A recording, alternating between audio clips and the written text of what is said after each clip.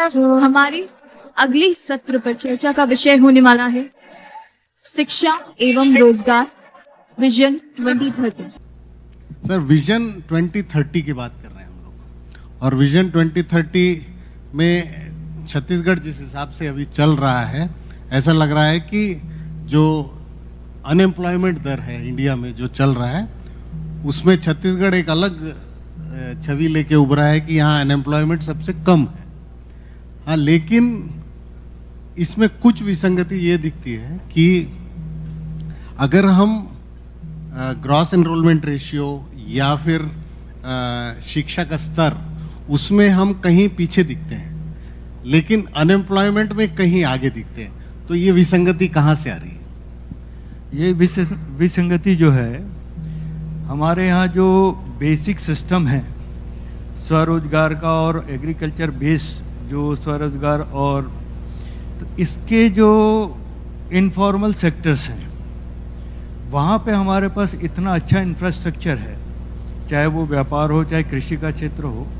इसमें स्वरोजगार के कारण मुझे ऐसा लगता है कि एम्प्लॉयमेंट की बात आती है तो सबसे ज़्यादा एम्प्लॉयमेंट मिलता है। और दूसरा जो अभी पिछले 3-4 सालों में जहाँ तक शिक्षा का सवाल है, काफ़ी बड़ी संख्या में रिक्रूटमेंट हमारे यहाँ हो रहे हैं, चाहे स्कूल एजुकेशन हो, चाहे हायर एजुकेशन हो, टेक्निकल एजुकेशन हो।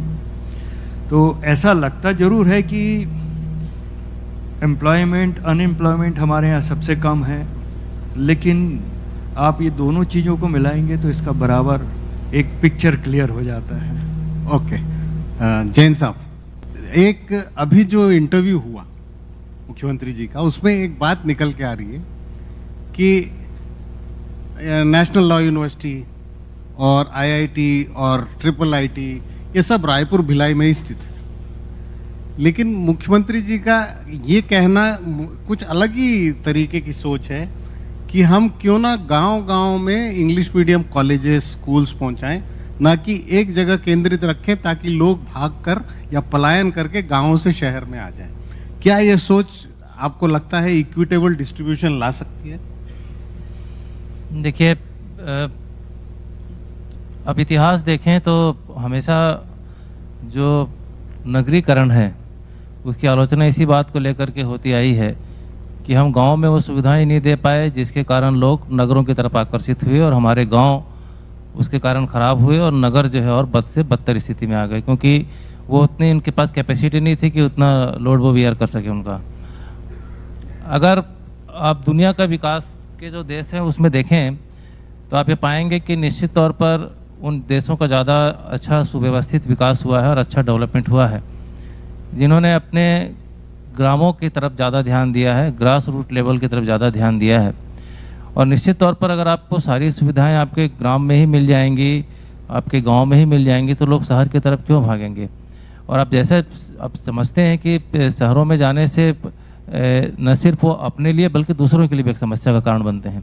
तो मेरे ख्याल से बहुत ही सही है और उससे इक्विटेबल डिस्ट्रीब्यूशन होगा, और आपकी प्रतिभाएं जो बहुत से कारणों से शहरों तक नहीं पहुंच पाती हैं, उन प्रतिभाओं को भी अपना साबित करने का या उनको एक अवसर मिलेगा, जिसके कारण वो अच्छे तरीके से, बेहतर तरीके से सामने लोगों के सामने आएंगे और अपना जो लक्ष्य है उसको पूरा कर पाएंगे।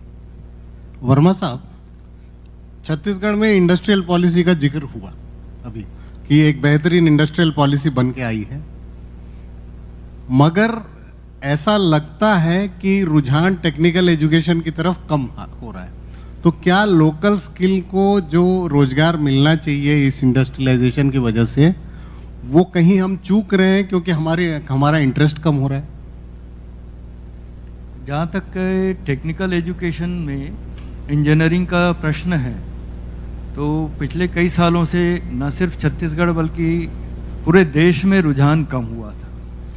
ये हम AICT के जो टोटल डाटा देखते हैं, लेकिन पिछले 2 सालों से हम देख रहे हैं कि वापस इंजीनियरिंग की तरफ रुझान बढ़ रहा है। छत्तीसगढ़ का भी डाटा भी हमने देखा कि करीब एडमिशन पिछले साल से 5 से 7% एक्स्ट्रा हुए हैं विभिन्न कोर्सेस में। तो टेक्निकल का रुझान वापस आ रहा है, और एक नया ट्रेंड भी देखा है कि फार्मेसी, जो कि टेक्निकल यूनिवर्सिटी के साथ ही है, उसमें तो आशातीत उससे भी ज़्यादा बढ़ोतरी हुई है। लेकिन इंडस्ट्रियल पॉलिसी और जहाँ तक के आपने बोला कि लोकल स्किल की बात है, लोकल स्किल के लिए जो NSQF की तरफ से, गवर्नमेंट की तरफ से ट्रेनिंग का जो प्रोग्राम चल रहा है अलग अलग, तो ये देहात, कस्बे और सभी अक्रॉस द छत्तीसगढ़ वो कवर कर रहे हैं। लेकिन इंडस्ट्री को जो स्किल चाहिए वहाँ पे थोड़ा सा गैप होता है, क्योंकि इंडस्ट्री के स्किल स्पेसिफिक नीडेड रहती है, किस टाइप की इंडस्ट्री है और किस टाइप का क्या है, उसकी रिक्वायरमेंट क्या है। लेकिन ये आमतौर पर देखा गया है कि जैसी भी इंडस्ट्री आती है, शुरुआत के कुछ ट्रांजिशन और गेस्टेशन पीरियड होता है, इस दौरान कौन सी स्किल की ज़रूरत है वो सारा का सारा सिस्टम वो हम लोग वापस प्रोड्यूस करते हैं।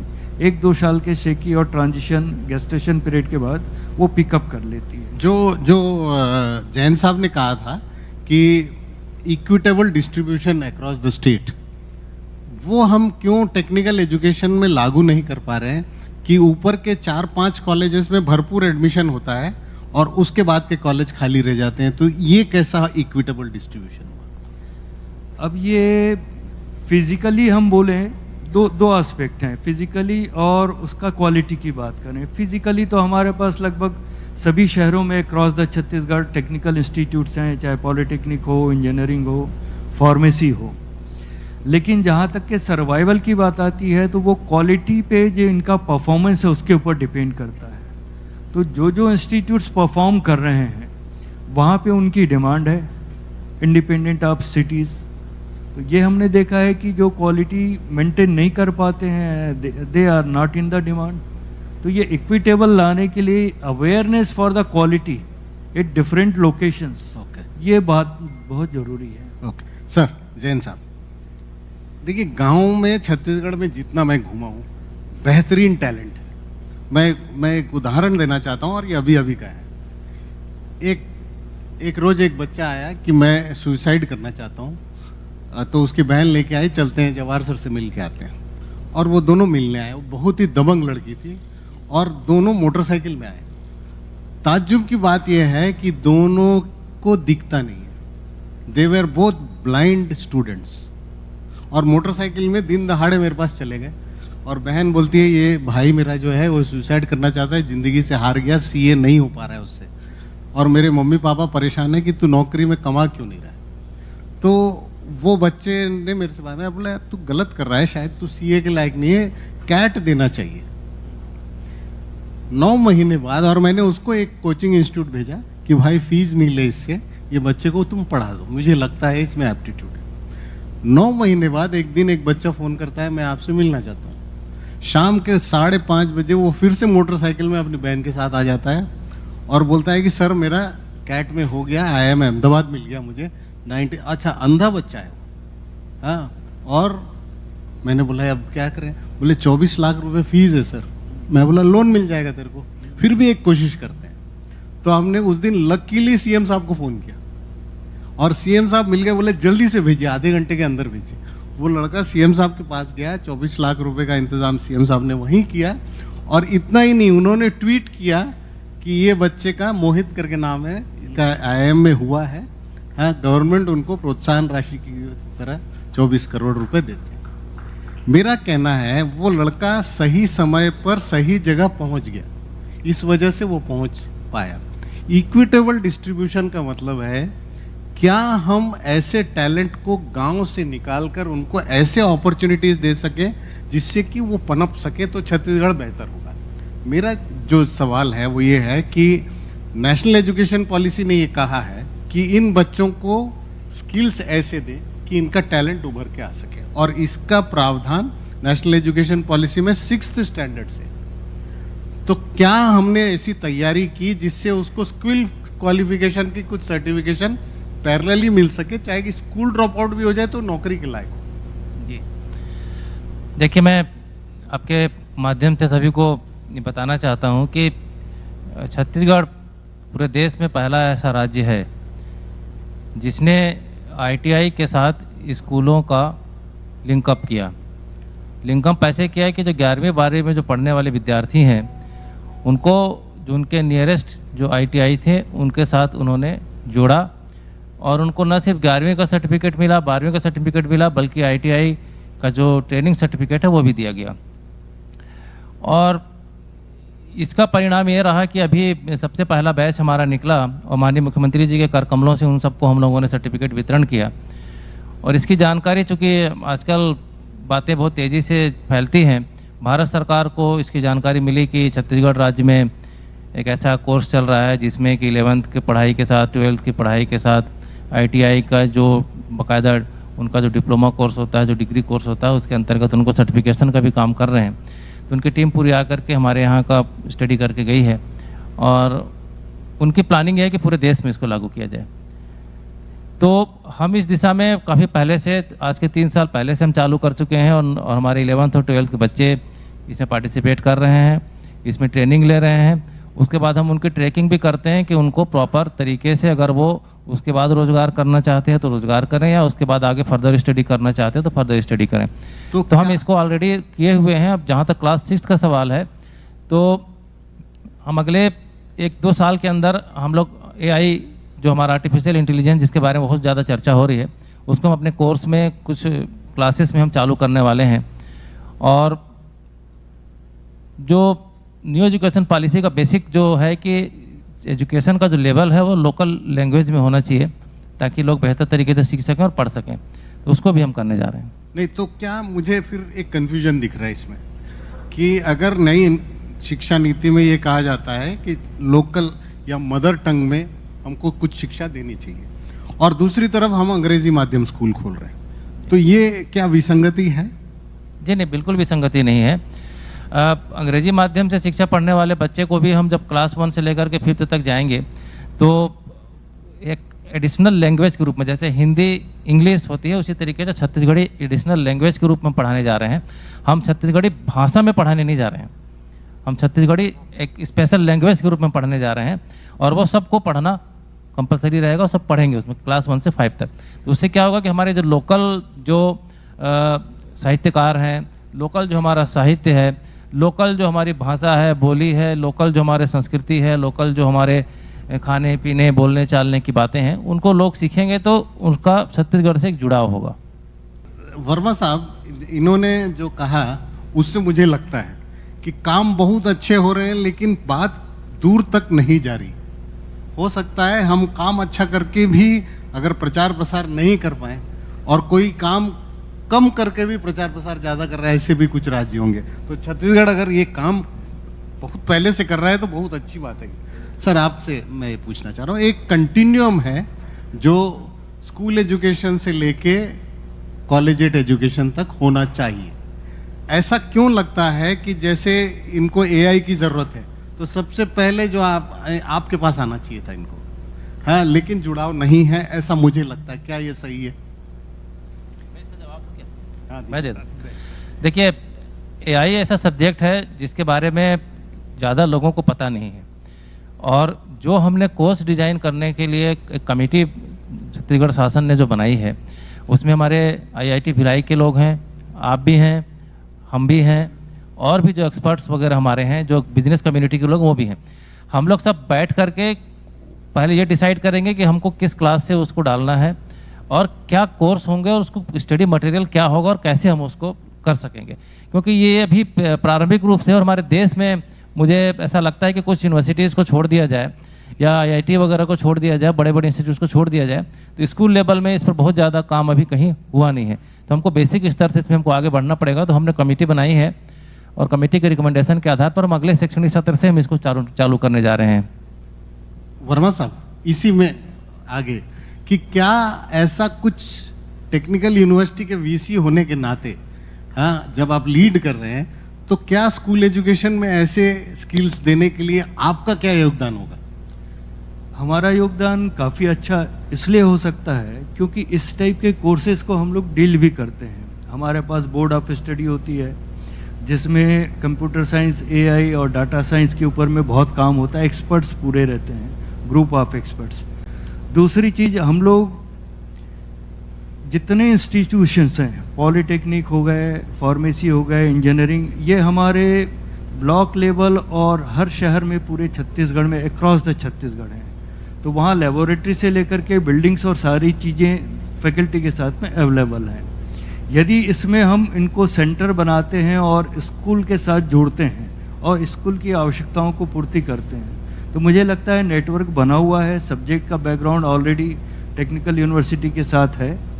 We can do whenever we are joining hands, बहुत अच्छे से कर सकते हैं। इस नेटवर्क का उपयोग करना जरूरी है। सर ये मंच एक नेटवर्क तो कम से कम बना दे। हाँ, आप लोग के लिए बिल्कुल सही है। मैं मंथन को धन्यवाद देता हूँ कि कम से कम ये दो लोगों की शादी में हम भागीदार बने ऐसा। लास्ट क्वेश्चन सर, हम दोनों से लास्ट क्वेश्चन, क्योंकि और पैनलिस्ट बैठे हुए हैं। लास्ट क्वेश्चन, एक जो बच्चों में जो दिखता है, छत्तीसगढ़ के बच्चों में एक अलग ऊर्जा दिखती है। हाँ, उस ऊर्जा का कहीं ना कहीं उपयोग जो है वो उच्च शिक्षा में और उनकी सफलता में, हाँ, छत्तीसगढ़ को फायदा नहीं मिलता, क्योंकि कई बार लगता है कि यहाँ के बच्चे जो टैलेंटेड हैं वो पलायन कर जाते हैं। हाँ, तो क्या ऐसी चीज है जो इनको हम रोक के रख सकते हैं छत्तीसगढ़ में? वैसे तो माइग्रेशन नेचुरल नियम है कि जहाँ कहीं भी हमको ज़्यादा अच्छी अपॉर्चुनिटी मिलती है तो स्टेट, शहर से शुरू होता है, स्टेट से फिर इंटरनेशनली चलता है। IITs के जितने ग्रेजुएट्स हैं देखिए 70% बाहर ही चले जाते हैं। They are contributing for the development of other Nations.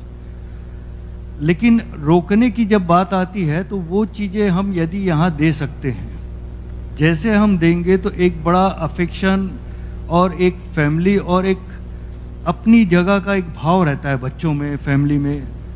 Retirement के बाद हर कोई छत्तीसगढ़ का व्यक्ति छत्तीसगढ़ आना चाहेगा, अपने घर वाले शहर में जाना चाहेगा, तो ये भावनाएं तो बनी रहती हैं। लेकिन opportunity for the proper levelling and needed, जो इस लेवल के हैं उस लेवल का अपॉर्चुनिटी यहाँ पे हम क्रिएट करें, तभी हो पाए, तभी रुकेगा वो। सर लास्ट क्वेश्चन, हमारा नेशनल एजुकेशन पॉलिसी पूरी चर्चा में है इस वक्त, लेकिन छत्तीसगढ़ का रेडीनेस कि हम 2024 में इसको पूर्णतः लागू कर पाए, ये स्कूल एजुकेशन की तरफ से कितना हम तैयार? देखिए, हमने जो न्यू एजुकेशन पॉलिसी के जो बेसिक्स हैं उन पर ऑलरेडी हम काम करना शुरू कर चुके हैं। बहुत चीज़ें हमारी प्रारंभ हो चुकी, जैसे नए एजुकेशन पॉलिसी में 5+3+3+4 का प्रोविज़न किया गया। 5 मतलब क्लास पहले 3 साल बालवाड़ी, क्लास 1 और क्लास 2, अगले 3, 4, 5 क्लास, फिर 6, 7, 8 और फिर 9 से लेकर के 12वीं तक का। तो हमने प्रदेश में करीब 10,000 बालवाड़ी ऑलरेडी चालू कर दी हैं, जो कि हमारी काम कर रही हैं। क्लासेस के बारे में तो हमारे सभी सेटअप पहले से तय हैं, जो क्लासेस हमारी चल रही हैं वो सब तय हैं। रीजनल लोकल लैंग्वेज को प्रमोट करने की बात नए एजुकेशन पॉलिसी में कही गई है, जिसके बारे में माननीय मुख्यमंत्री जी की घोषणा है ही कि क्लास 1 से लेकर के 5 तक जो छत्तीसगढ़ी बहुल में बोले जाने वाले जो क्षेत्र हैं वहाँ पर हम छत्तीसगढ़ी लैंग्वेज को एक भाषा के रूप में हम अपने पाठ्यक्रम में जोड़ने जा रहे हैं। जहाँ तक तकनीकी शिक्षा का सवाल है, जो रोजगारोन्मुखी शिक्षा देने की बात कही गई है इसमें, तो मैंने आपको कहा कि हमारे यहाँ ऑलरेडी 10, 11वीं 12वीं में हमने पहले से जब भी पॉलिसी नहीं आई थी, हमने 3 साल पहले से इसमें काम करना चालू किया था और उसमें हम काफ़ी आगे निकल गए हैं। नीचे की क्लासेस में भी हम इसको करने के लिए आगे तैयार हैं और इसका हम लोग फार्मूला करीब करीब तय करने की स्थिति में है। कहा गया कि नई एजुकेशन पॉलिसी में कहा गया कि जो पढ़ाई का जो हो वो बड़ा इंटरेक्टिव हो और खेल कूद की को लेकर के और बड़े ही मनोरंजक तरीके से लोगों को पढ़ाने की प्रक्रिया की जाए। इसके लिए भी हमारी जो पेडागोजी जो बनाई गई है उसमें काफ़ी इंटरेक्टिव हम लोगों ने ऑलरेडी डाला हुआ है, पहले से डाला हुआ था। अब उसको हम और थोड़ा सा बेहतर करने का लगातार प्रयास कर रहे हैं, जिसमें हमारी SCRT जो है उसमें हम लगातार उसमें हमारी मेहनत कर रही है। तो आप ये मान कर चलें कि छत्तीसगढ़ में जो नई एजुकेशन पॉलिसी भारत सरकार की है उसको लागू करने के लिए हम आगे आ चुके हैं और जो चीज़ें कमी रही हैं जो हमको करना है 2024 तक, और निश्चित तौर पर समय पर पूरी होंगी। और शिक्षा का जो स्तर है वो छत्तीसगढ़ राज्य का आप असर का सर्वे देखें तो सालों साल धीरे धीरे बेहतर दिशा की ओर बढ़ रहा है। और चूँकि पॉजिटिव साइन हमको मिलने लगे हैं तो निश्चित तौर पर आने वाले समय में वो जो पॉजिटिवनेस है उसका इफेक्टिव जो है कम्युलेटिव इफेक्ट जो दिखेगा। बढ़िया, बहुत सुंदर नोट पर मैं पॉजिटिवली एंड करना चाह रहा हूँ। मैं मैसेज देख रहा था अभी वो दोनों बच्चों ने मुख्यमंत्री जी को इस मंच से धन्यवाद कहा है, जिन्होंने जो IIM अहमदाबाद ज्वाइन किया वो बच्चा, और एक बहना वो लड़की जो है बनारस हिंदू यूनिवर्सिटी में B.Ed कर रही है। तो दोनों ने इस मंच से धन्यवाद कहा। दूसरा अच्छी बात जो है कि आप दोनों के बीच में जो कोऑर्डिनेशन है, जिससे कि स्कूल एजुकेशन और कॉलेज एजुकेशन के बीच में कुछ बेहतर हो सके, आई थिंक ये एक अच्छा नोट है एंड करने के लिए। Thank you very much.